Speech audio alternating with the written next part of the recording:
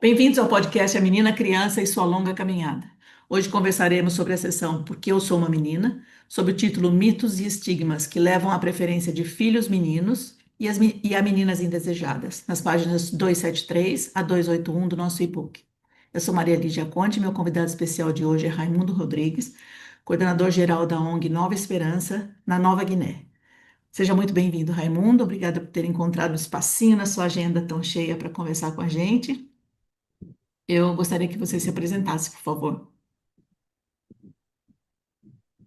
Obrigado, Maria, e obrigado a todos aí.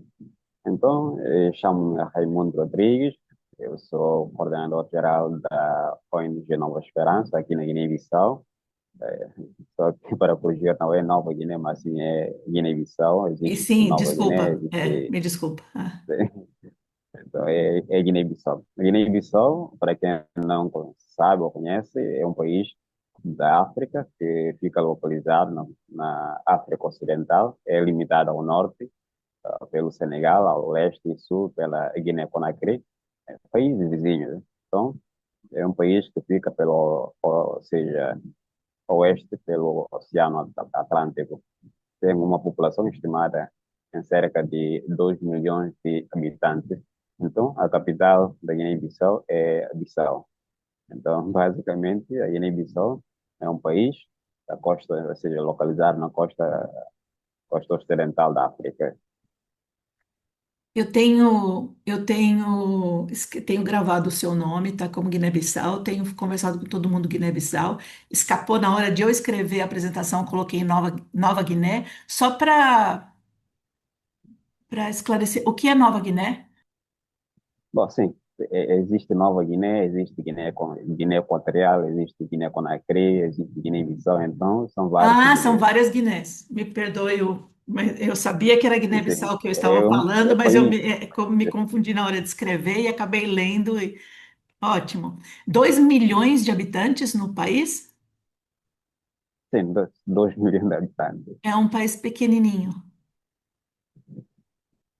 Sim, é um país com 36,125 quilômetros quadrados, isso no concernente à sua extensão. Então, conquistou a sua independência em 24 de setembro do ano 1973, mas felizmente a independência foi reconhecida somente em 74 pelo Portugal. Em Portugal, acho que a maioria das pessoas já sabem, dizendo de Portugal.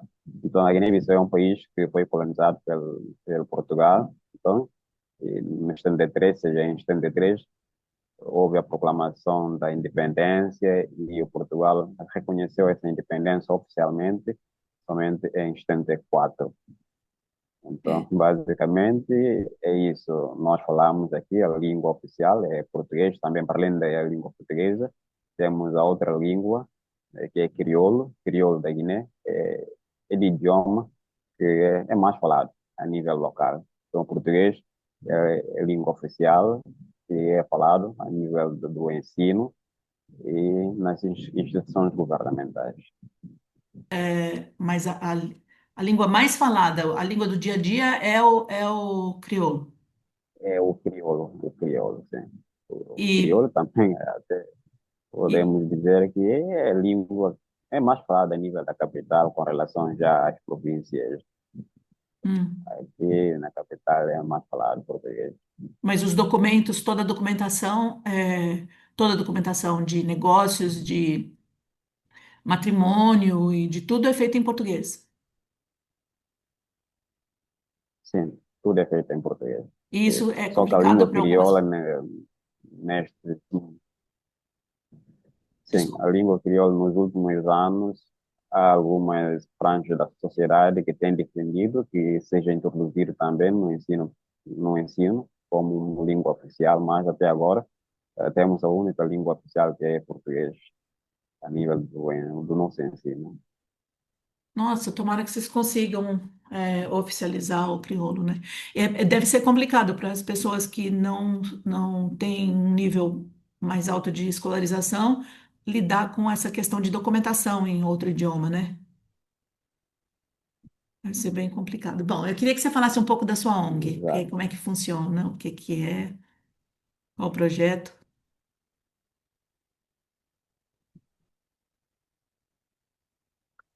Bom, a nossa ONG, bom, nós aqui dizemos a ONG, bom, isso já tem a ver com a linguagem, ou seja, a culturalização. Então, a nossa ONG, a Nova Esperança, é uma ONG criada no ano de 2017. Só foi possível a sua constituição de forma formal, ou legalização, dizemos aqui, em meados de ano 2020 a 21. Então, conseguimos legalizar a nossa ONG de forma legal a nível das entidades competentes. É uma ONG que atua em diversas áreas, entre as quais atuamos na área de educação, de saúde, cultura e deficiência. E um pouco também ligado a direitos humanos, só que atualmente focamos mais na área de educação. Então, é uma ONG que tem já atuado desde 2017, antes da sua formalização a nível do Ministério da Justiça, e, no entanto, de, de 2017 para cá já realizamos várias atividades no concernente à capacitação e entre outras iniciativas que, no entanto, temos desenvolvido ao longo destes anos. E, entretanto, também temos recebido convites e parcerias com outras ONGs aqui. Neste caso, recentemente rubricamos uma parceria com um projeto denominado Braços Cruzados, e entre outras parcerias que, no entanto, temos desenvolvido localmente para o desenvolvimento do nosso país. E também uma outra coisa é que a nossa ONG conta com duas estruturas, uma localmente e a outra a nível da Europa. Bom, essa estrutura, que, no entanto, se encontra, ou seja, está a nível da Europa, são alguns dos nossos membros que estavam cá e, tendo em conta estudo e outras coisas, então, eles tiveram que efetuarem viagens para estudo, então, e ali decidimos e eles mesmo criaram uma estrutura na Europa. Então, passamos mesmo a trabalhar simultaneamente, nós que estamos cá e também com eles que estão na outra zona. E temos um grupo do WhatsApp no qual nós conseguimos fazer os nossos acertos, delinear as nossas estratégias e visão sobre o trabalho. Então, no entanto, tudo tem indo bem até entanto. Uma outra coisa é que a nossa ONG no ano passado fomos, como posso dizer, sofrimos, ou seja, sofrimos ataque cibernéutica por hackers de uma das nossas páginas, no qual página oficial da nossa ONG, na rede social Facebook, foi hackeada. Então, isso nos deixou um pouco assim no ano passado e finalmente tentamos a todo custo recuperar aquela página, que é a página no qual nós tínhamos publicado várias nossas atividades que nós andamos a realizar ao longo dos anos. Infelizmente não conseguimos, então isso nos deixou um pouco assim, mas, no entanto, temos outras páginas no qual neste momento partilhamos as nossas atividades e projetos no qual nós temos desenvolvido ao longo de todos estes tempos. Então, na cabeça estou lá como o responsável, o coordenador da ONG, temos vice-coordenador e entre outros membros que temos. E eu, para além de ser coordenador da ONG, também sou jornalista, é por isso que eu ando tão ocupado, tendo em conta agendas. Então, Basicamente é isso. Eu sou jornalista ao mesmo tempo, sou coordenador da ONG Nova Esperança. Nossa, é uma pena esses hackers que destroem o trabalho. Depois você passa para mim os links dessas páginas que você ainda tem, por favor. E na descrição do vídeo eu coloco os links para as pessoas conhecerem um pouco mais. Essa educação que você diz que vocês proporcionam é a educação básica ou é uma educação técnica profissionalizante? Como é? É educação técnica e profissionalizante. É nisso que nós temos trabalhando ao longo dos anos, capacitando jovens e ajudando no que diz respeito ao emprego. E neste momento, ou seja, na sexta passada, os nossos formandos terminaram o estágio. Então, é que nós tínhamos abrido sessão, ou seja, iniciado sessão de formação de curso técnico que hum, nós iniciou, ou seja, que iniciou em janeiro deste ano, com duração de 6 meses. E, no entanto, nesta formação, que nós, direção da ONG, assumimos o estágio destes educandos ou formando, então eles todos conseguimos, ou seja, todos conseguimos, eles conseguiram estágio, e nesse estágio há outros já que terminaram estágio e conseguiram emprego diretamente, estão mesmo a trabalhar já sem terminar o curso, mas, no entanto, eles vão terminar logo neste mês de junho, e certamente no dia 12 de julho eles vão receber os seus diplomas de curso técnico. Então, ou seja, é nisso que nós temos atuado e trabalhando no concernente a curso, ou seja, a formação profissionais para a camada juvenil e não só. Nossa, que excelente. Parabéns pelo trabalho. Em questão de gênero, você tem mais meninos ou é equivalente o número de meninos e meninas ou como que isso funciona?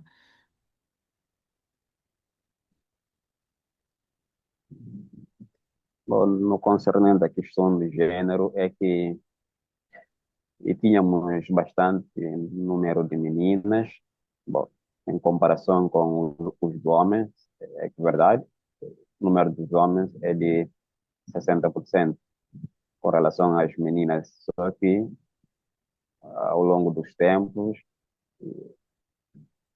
não perdemos assim mais as meninas no qual nós tínhamos eles viajarem, outros foram para o Brasil estudar e outros países.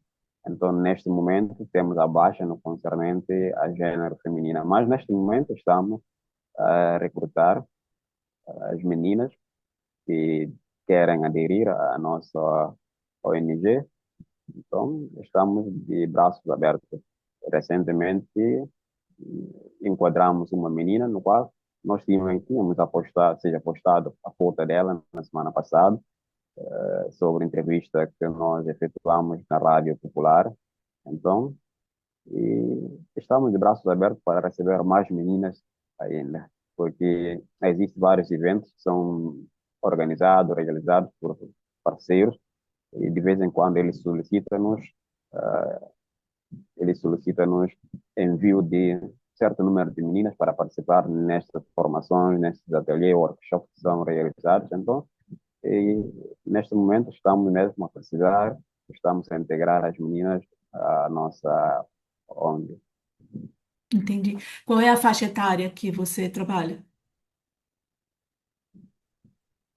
No concernente à integração das É meninas, a faixa etária desses alunos, é? a faixa etária é de entre 18 para cima, é Ah, parece, tá, não só, não, entendi, 18. acima de 18, certo.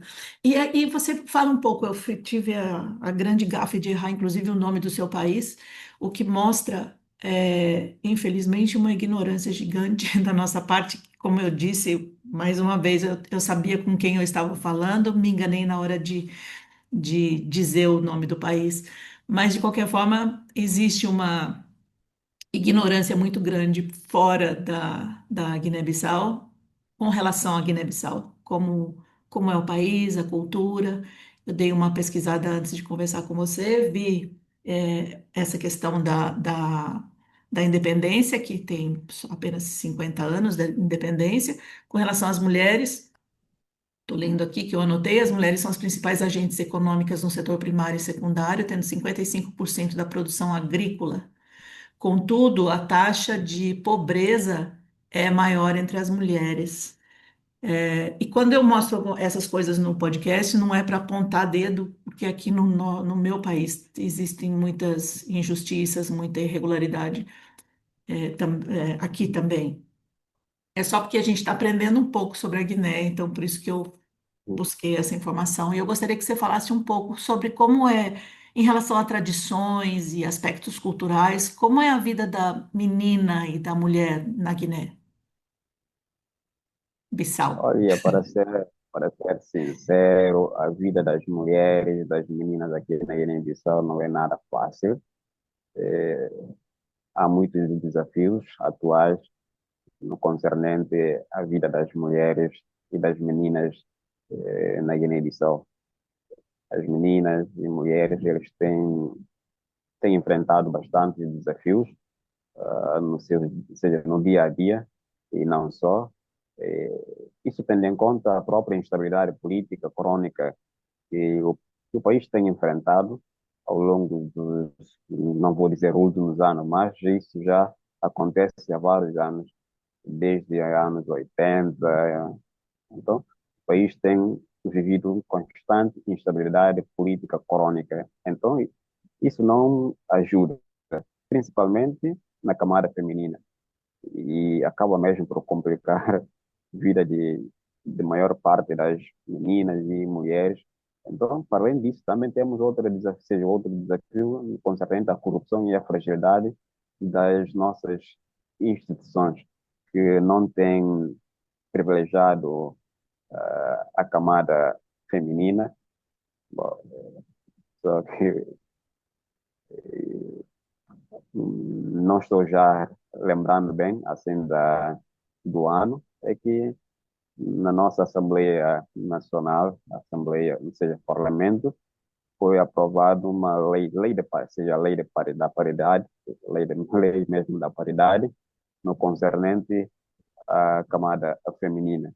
Mas isso, até no entanto, não tem sido observado na íntegra, ou seja, o cumprimento dessa lei eh, sobre a paridade. Então, é sérios desafios que as meninas têm enfrentado aqui na Guiné-Bissau, também sobre a pobreza extrema e insegurança alimentar, fraco acesso à educação de qualidade e cuidados de saúde, no concernente à própria educação, é que a nível das nossas regiões e há baixa índice no concernente a acesso à educação das meninas. Então, talvez aqui no capital Bissau, ou seja, na capital Bissau, existe um número um pouco considerável em termos no concernente à aderência das meninas no ensino, mas nas nossas regiões o número é tão baixo sobre acesso ao ensino. E particularmente na zona leste,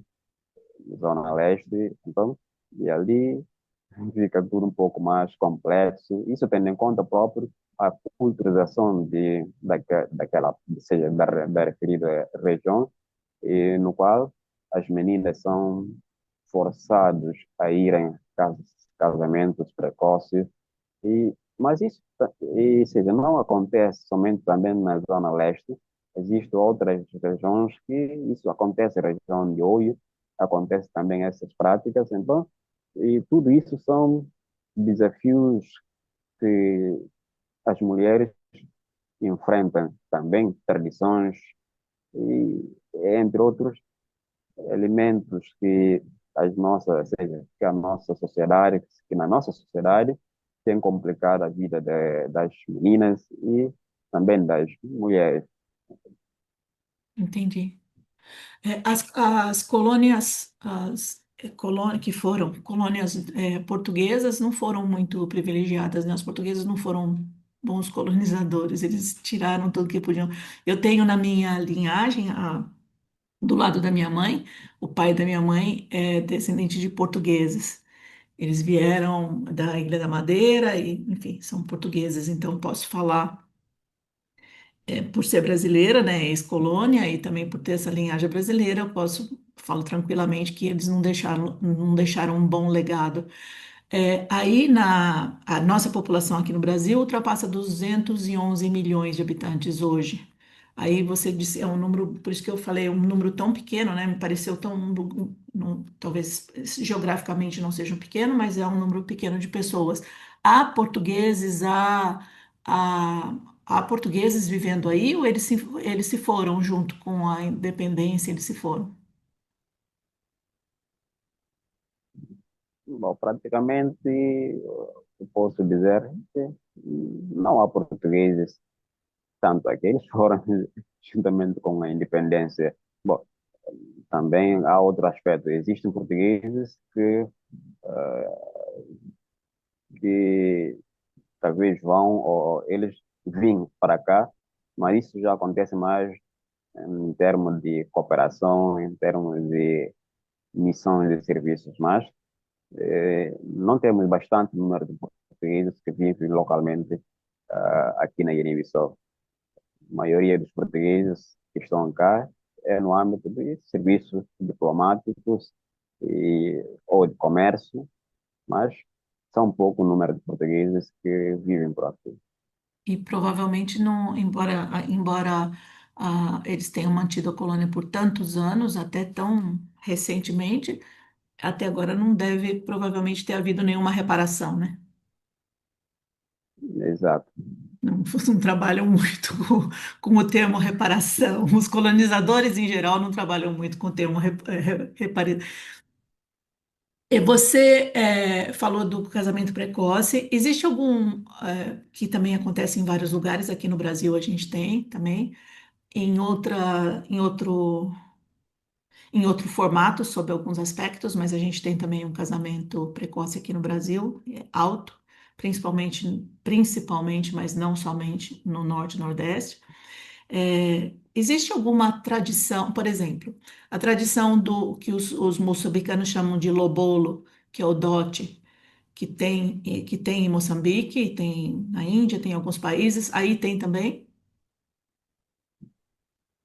Bom, sim, essa Sim. prática tem.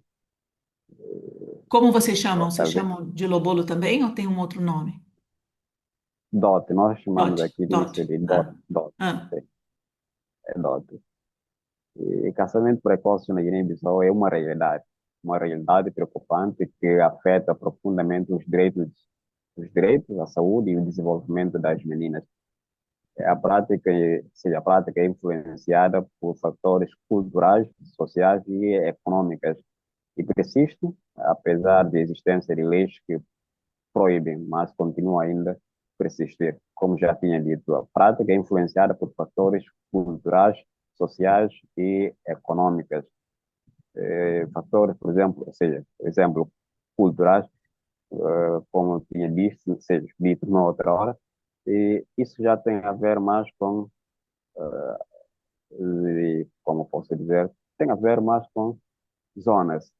Por exemplo, zona leste, como eu tinha citado, zona leste, zona norte, acontece mesmo a prática de casamento precoce que é influenciada por fatores culturais. Quer dizer, há crianças, ou seja, meninas, quando elas nascem, já são indicadas logo, ou seja, são indicadas a um determinado homem. Quer dizer, o tal indivíduo vai ficar à espera daquela criança ou daquela menina até amadurecer, talvez. Sim, sim, eles ficam esperando aquela menina até chegar a certa idade e eles dão casamento. Mas, às vezes, bom,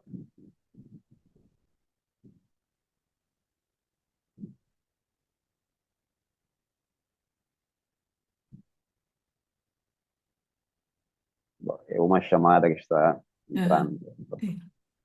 Então, como estava a dizer, então eles ficam à espera daquela menina até certa idade e os pais dão seja casamento precoce nos talvez familiares ou não são, não pode até não ser. E no concernente a dados, por exemplo, que a Unicef divulgou recentemente, ainda prevalece, ou seja, temos alta prevalência, de acordo com a Unicef, isso que cerca de 30% das meninas guineenses se casam antes de 18 anos. É uma, ou seja, proporção significativa antes dos 18. Cerca de 30% das meninas aqui na Guiné-Bissau, elas casam antes de atingirem 18 anos de idade. Então, isso é um pouco lamentável. Mas isso acontece mais nas zonas rurais. Zonas rurais é que são afetadas mais com essa prática. É prática comum aqui, prática comum e reage nas zonas de comunidades com menor acesso à educação e serviços de proteção. Então, como já tinha dito, motivações dessas, seja as motivações dessas práticas incluem a pobreza extrema, tradições culturais e religiosas e pressão social própria. Então, essas são motivações que estão por detrás dessa prática, pobreza extrema. Isso levando as famílias a ver o casamento como a forma de garantir o futuro das suas filhas. E no concernente a aspectos culturais e religiosos que valorizam a virgindade e o casamento cedo, também, por outro lado, temos a pressão social e familiar, ou seja, pressão social e familiar para manter a honra e a família.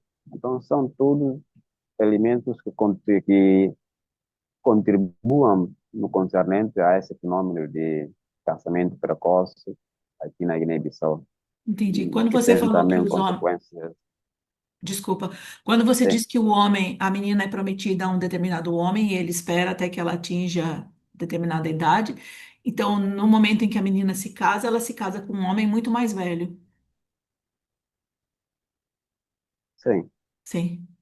Isso acontece aqui com frequência e recentemente aconteceu na zona de Catió, zona sul do país.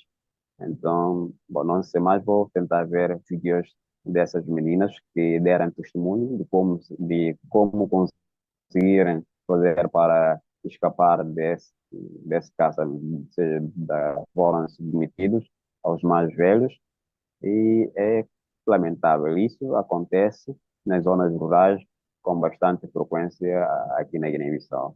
Entendi. Então vamos lá. Com relação à religião, eu suponho que Guiné-Bissau seja um país católico por conta dos portugueses, suponho. São católicos ou vocês têm uma outra predominância religiosa no país? Não, temos católico, evangélico e muçulmano, mas só que a religião muçulmana é mais dominante. E depois vem logo a católica. A muçulmana é menor, um número menor de pessoas. Não, é maior. Ah, é Muçulmano é maior? Ah, é maior. maior é muçulmano. Não tinha entendido, maior é muçulmano. Entendi. E você percebe, Sim, a sua percepção, é a religião, as igrejas, os representantes religiosos, eles, de alguma forma, eles facilitam ou eles complicam a vida das meninas com, you know, como é que funciona?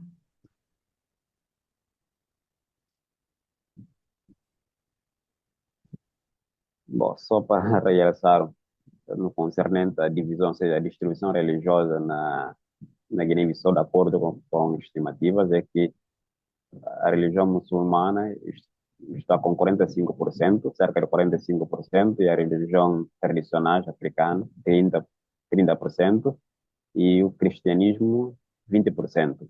Então, basicamente, é assim que está dividido. E a religião evangélica, 5%. Então, voltando à sua, ou seja, a questionário, não quero ser um pouco, porque essa coisa de religião aqui são elementos um pouco sensíveis.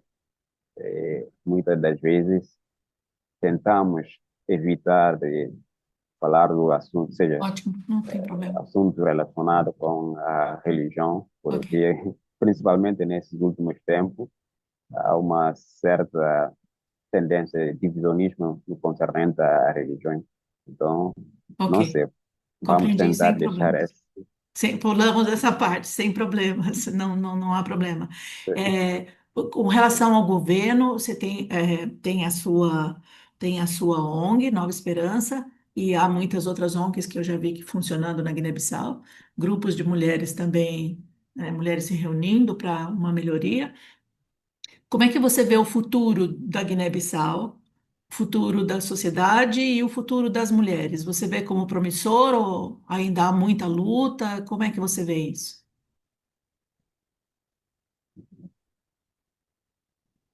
Bom, primeiro o futuro próprio, o futuro da Guiné-Bissau, ou seja, o futuro do país, no meu olhar, é que isso depende de forma geral da nossa sistema, ou seja, do nosso sistema político. Então, mesmo dizendo sobre o futuro, dizendo sobre o futuro das mulheres, tudo está em torno da vida política do próprio país. Uma vez vai continuando com constante instabilidade, pô, certamente que tudo vai ficar muito complicado. Então, o nosso sistema, ou seja, os nossos políticos não favorecem e cada vez as coisas ficam mais complicadas. Então, não estou vendo futuro, talvez, não quero ser pessimista, mas para ser verdadeiro é que neste momento o futuro sobre a Guiné-Bissau não sabemos, mas talvez as coisas mudem. Só que é complicado o que nós temos vivido ao longo dos anos aqui na Guiné-Bissau. Vivemos constante, mas constante instabilidade política e que não favorece em nenhum circuito social. Então, todas essas coisas ficam mesmo bloqueado. E outra coisa também que não falei é que nos últimos anos, nos últimos tempos, há bastante fluxo de jovens que andam a deixar o país em busca de melhores condições de vida. Então, há bastante imigração de jovens para a Europa. Então, tudo isso tem a ver com o sistema político, o nosso sistema aqui na Guiné-Bissau, que é um pouco complicado. Então, a maior parte dos jovens têm abandonado o país dia após dia em busca de melhores condições de vida nos outros países da Europa. Então, falando sobre o futuro, eu não vejo que podemos ter um futuro, talvez, ao médio ou longo prazo, talvez ao longo prazo, mas ao médio prazo, não acredito que é possível de termos um futuro brilhante. Então, como disse, o futuro das meninas, das mulheres, tudo gira em torno do nosso sistema político. Uma vez que o nosso sistema político guineense consegue estabilizar, certamente que todas as outras franjas da sociedade, então, vai mesmo funcionar. Mas isso não é de agora. Que pena. É uma pena. Eu lamento muito. Eu desejo que as suas previsões estejam erradas e que as coisas logo melhorem. Eu desejo. Eu tenho visto alguns países da África que estão, como a Burkina Faso, Gana, alguns países estão surgindo, né, de grandes conflitos, estão se saindo bem ultimamente. Tomara que dê uma virada dessa na Guiné-Bissau também. Desejo tudo de bom. Eu vou esperar que você passe para mim os links da sua ONG, que você falou que você tem as páginas para a gente colocar. E eu queria que você falasse duas coisas para a gente concluir. Primeiro, você fala o que você deseja falar para a gente concluir. E eu gostaria que você falasse também se as pessoas que ouvem falar da sua ONG, ou que ouvem falar da situação da dificuldade das mulheres na Guiné-Bissau, se houver alguma pessoa que tenha a intenção de colaborar de alguma forma, qual é o meio de colaborar? Então, são duas coisas: como colaborar, e as suas palavras finais.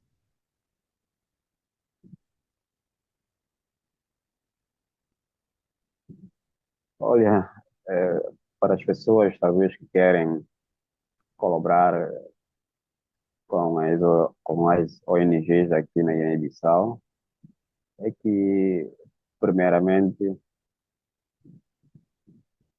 conselho que eu deixo para pessoas dos outros países, talvez que querem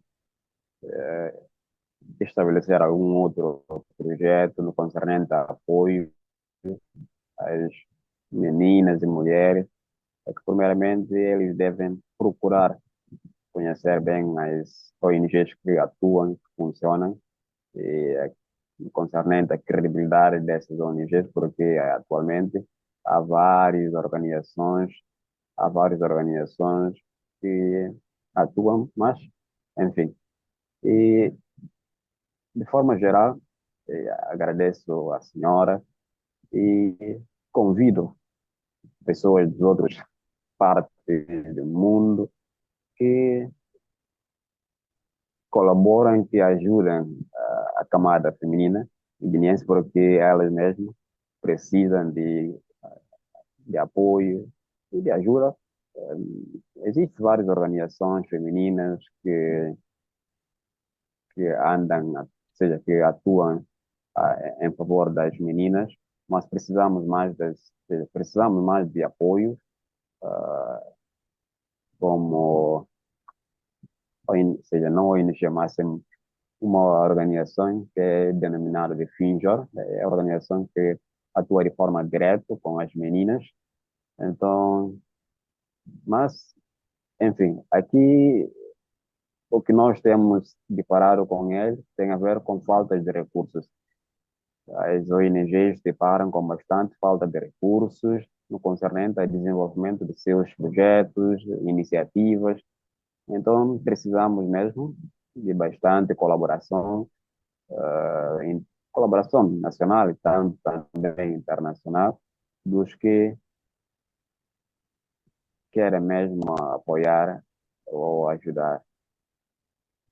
Ótimo. Nossa, muito obrigada, Raimundo, por tirar esse tempinho para conversar com a gente. Quero manter contato com você, né? Se a gente vai conversando mais, postando essa nossa conversa vai ser publicada no finalzinho de junho, começo de julho, não tenho certeza da data, mas é breve. E assim que for postado, eu passo para você o link para você compartilhar. E tomara que a gente tenha uma audiência grande, que tenha pessoas que tenham interesse em colaborar com as ONGs, com as mulheres daí. E eu desejo que vocês consigam vencer essa etapa difícil aí, né? Muito obrigada por sua participação. Muito obrigado, né? E eu aguardo que você passe para mim os links, então, para eu poder compartilhar também com as pessoas, inclusive esses que você falou de organizações que tratam especificamente com as mulheres. Talvez se você tiver algum que você conhece para indicar também, a gente já coloca, tá bom? Tá Tá bom, bom, tá bom. tá bom. Muito obrigada, Quanto a tenha isso. um ótimo domingo e uma excelente semana à frente. Muito obrigado.